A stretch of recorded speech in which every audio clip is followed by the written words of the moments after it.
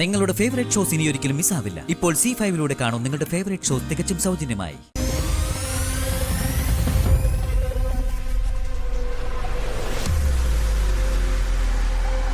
വിക്രമിന്റെ കമ്പനിയിലെ ബിസിനസ്സുകളെ സംബന്ധിക്കുന്ന ഫയലുകൾ. മരുന്ന് കമ്പനിയുടെ മറവിൽ നടക്കുന്നത് മറ്റെന്തോ മാരകമായ സാമൂഹ്യ വിരുദ്ധ പ്രവർത്തനങ്ങളായിരിക്കും.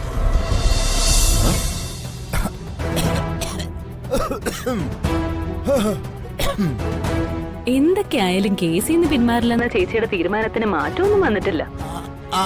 അല്ല, അത് പാടില്ല മോളെ, പാടില്ല. ഒരിക്കലും ഒരിക്കലും ആ കേസിൽ നിന്ന് പിന്മാറരുത്.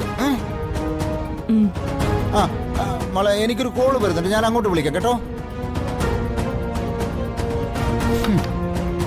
പണി പാടുന്ന ലക്ഷണമാണല്ലോ കുറുപ്പ് സാറേ. ഗുണ്ടകളെ വിട്ട് തട്ടിക്കൊണ്ടുപോയി ഭീഷണിപ്പെടുത്തിയിട്ട് അവള് പുഷ്പം പോലെ രക്ഷപ്പെട്ടു. കല്യാണ സ്ഥലത്ത് ഗുണ്ടകളെ വിട്ടതും ചീറ്റിപ്പോയി.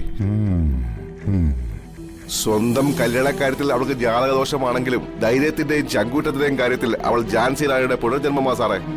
സമർത്ഥന ഒരു വക്കീലിനെ രംഗത്തിറക്കിയാൽ അപകടമരണം കൊലപാതകമാണെന്ന സത്യം മറനീക്കി പുറത്തു വരാൻ സാധ്യതയുണ്ട്. അകത്തായി ജയിലെഴിയേണ്ടി വരും. സാർ, എങ്ങനെയും അവളെ തടുക്കണം.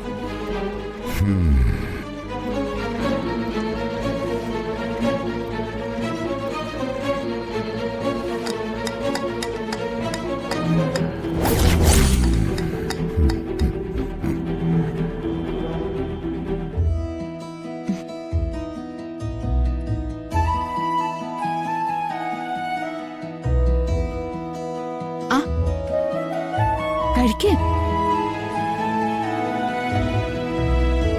വയറ് നിറച്ച ആഹാരം കഴിക്കണം. നല്ല ആരോഗ്യം വേണം. എന്നാലേ കാലിന്റെ അസുഖമൊക്കെ ഭേദാവൂ. എന്നാലേ ഓടിച്ചാടി നടക്കാൻ കഴിയും. വന്ദനമ്മ പറയുന്നത് സത്യാണോ? ദിയമോള് വയറ് നിറച്ചു കഴിച്ചാ കാലിന്റെ അസുഖമൊക്കെ മാറി മറ്റു കുട്ടികളെ പോലെ ഓടിച്ചാടി നടക്കാൻ പറ്റോ? പിന്നെ തീർച്ചയായിട്ടും പറ്റും. മോള് കഴിക്ക. പക്ഷേ മുഴുവൻ കഴിക്കണം.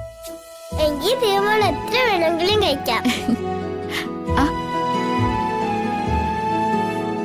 ചിലപ്പോഴൊക്കെ കാലിന് വലിയ വേദനയാ വന്ദനമേ.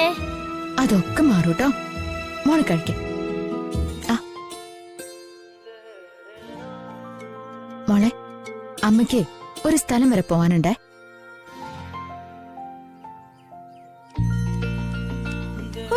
എത്ര രൂപയാ ഓട്ടോക്കാരൻ വാങ്ങിച്ചത്? മുടിഞ്ഞു പോവത്തേ ഉള്ളൂ. നീ ഇവിടെ ദിയമോളെ കൂട്ടുവാണോ? മോളെ, ഇങ്ങനെ നല്ലതുപോലെ ആഹാരം കഴിക്കണം, എന്നാലേ ബുദ്ധി വളരൂ. കുഞ്ഞിന് നല്ല ആഹാരം കഴിക്കേണ്ട പ്രായവാ. എങ്ങനെ വളരണ്ട ഒരു കുഞ്ഞാ. ഇതിനാ യോഗം എന്നൊക്കെ പറയുന്നത്. 2-4 ദിനം കൊണ്ടൊരുത്തനെ തണ്ടിലേറ്റി നടത്തുന്നതും ഭവാൻ. മാളിക മുകളേറിയ മന്നന്റെ തോളിൽ മാറാപ്പ് കേട്ടുന്നതും ഭവാൻ. ഈ വീട്ടിലിപ്പ രണ്ടും നടന്നു കഴിഞ്ഞു. ഒരു ഗതിയും പരഗതിയും ഇല്ലാത്ത വർഷേ ഇപ്പൊ കോടീശ്വരിയായി. സ്വർണ്ണക്കരണ്ടിയായിട്ട് പറന്നു വീണ കൊച്ച് ഇപ്പൊ പിച്ചക്കാരിയെ പോലെ രന്ന് തിന്നുന്നു. ചേച്ചി, അനാവശ്യ വർത്തമാനം പറയരുത്. മോളെ കഴിക്ക. മതി. കണ്ടില്ലേ, ഇതാ പറയുന്നത് 10 അമ്മ ചവഞ്ഞാലും പെറ്റമ്മ ആവില്ലെന്ന്. എന്തായിരുന്നു മൂഡ് ഓഫിനുള്ള കാരണം? അല്ലെങ്കിൽ വേണ്ട, പിന്നെ അത് ചോദിച്ച് വീണ്ടും മൂഡ് മാറ്റുന്നില്ല.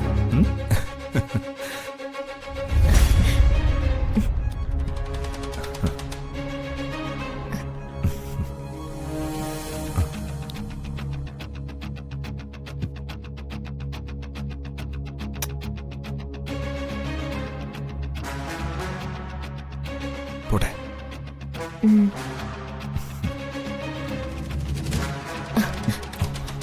സോറി. എന്തിന്? ഏട്ടനോട് അനുവാദം ചോദിക്കാതെ നമ്മൾ തുടങ്ങാൻ പോകുന്ന കമ്പനിയില് വന്ദനേച്ചിക്ക് ജോലി കൊടുക്കാമെന്ന് ഞാൻ അമ്മയോട് പറഞ്ഞു.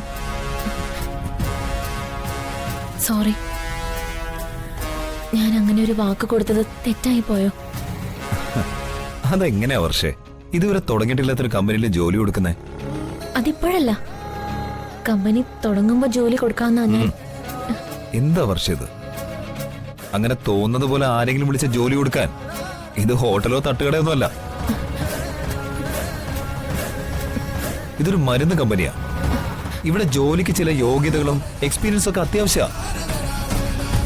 അതങ്ങനെ ഒരു സുപ്രഭാതത്തിൽ വിളിച്ച് കൊടുക്കാനുള്ളതല്ല. റിക്രൂട്ട്മെന്റ് ബോർഡ് ഇന്റർവ്യൂ നടത്തി ആളെ എടുക്കും.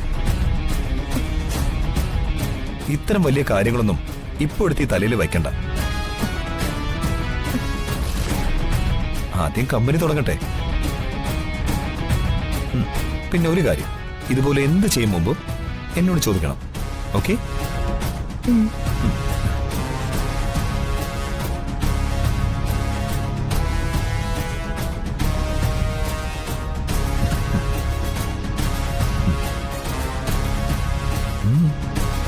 എന്നാ പിന്നെ ഞാൻ പോയിട്ട് വരാം. പോയിട്ട് വരാന്ന്.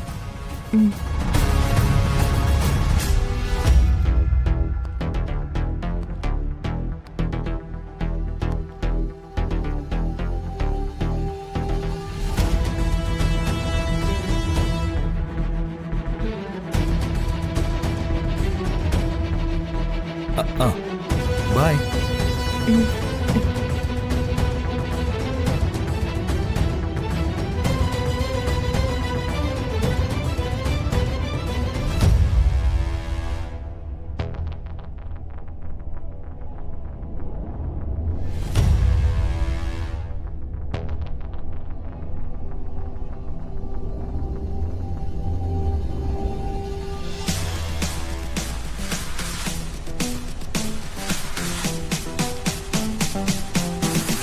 May I come in, sir?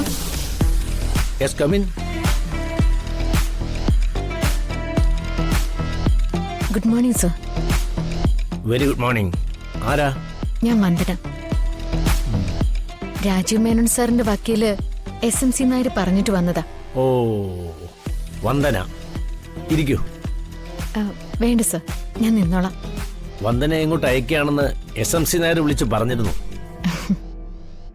SMC Nair പറഞ്ഞുകൊണ്ട് വന്ദനയ്ക്ക് ജോലി തരാം.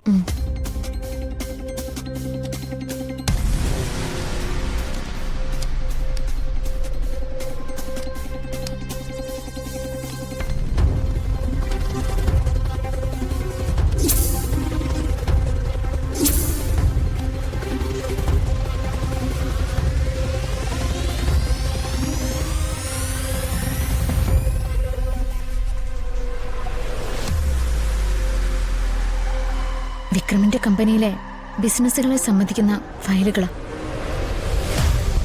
മരുന്ന് കമ്പനിയുടെ മറവിൽ നടക്കുന്നത് മറ്റെന്തോ മാരകമായ സാമൂഹ്യ വിരുദ്ധ പ്രവർത്തനങ്ങളായിരിക്കും. ഡൗൺലോഡ് ചെയ്യൂ C5 ആപ്പ്. കാണൂ എല്ലാ എപ്പിസോഡുകളും സൗജന്യമായി.